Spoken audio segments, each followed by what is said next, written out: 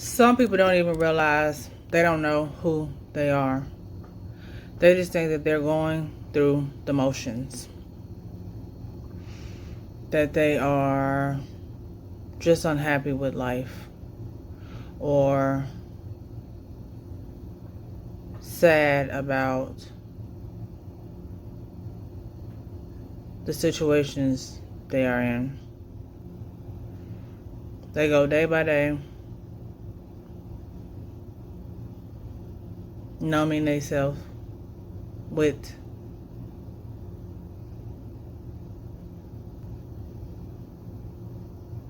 eating, sleeping,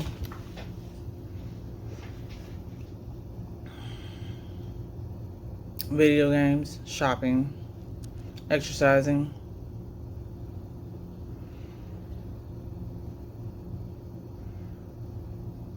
so that they can look past their emotions and their bad feelings of feeling stuck in the situations that they are in.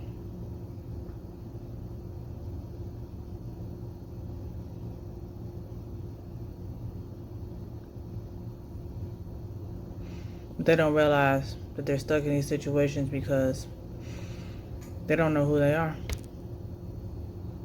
And if they knew who they were, they wouldn't be stuck in situations that made them unhappy. And they wouldn't be numbing themselves to cope with their situations that they're in. They would be happy.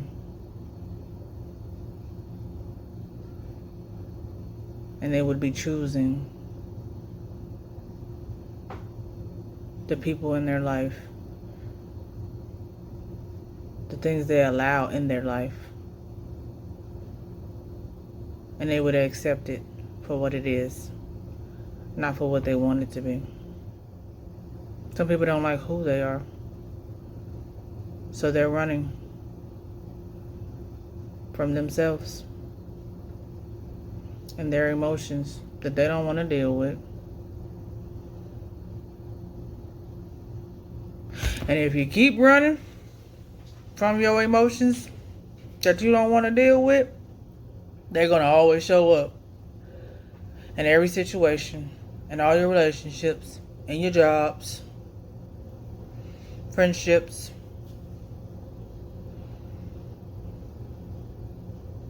until you deal with it.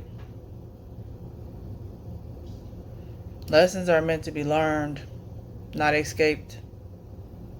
And then when people try to make other people feel bad for wanting to deal with their emotions, it's because they don't want to be reminded that they need to deal with theirs and the things that they're running from, so they can stay numb and in a place of denial.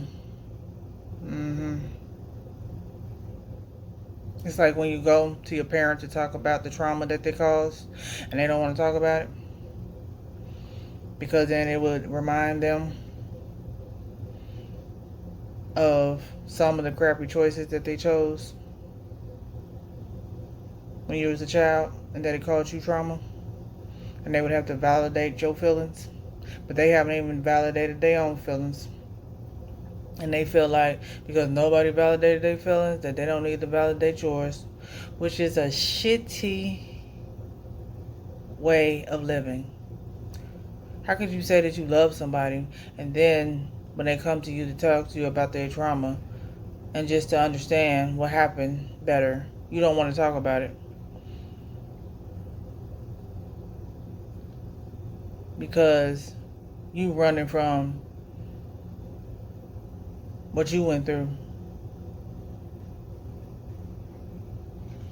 And you don't want to be reminded that you were a shitty parent. You want to live in your own world that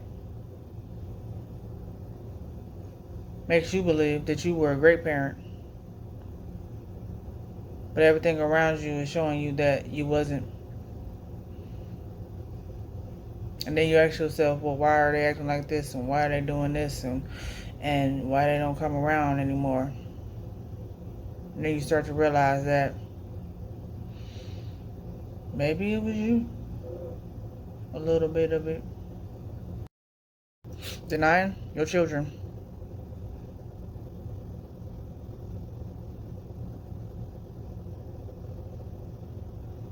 the respect, the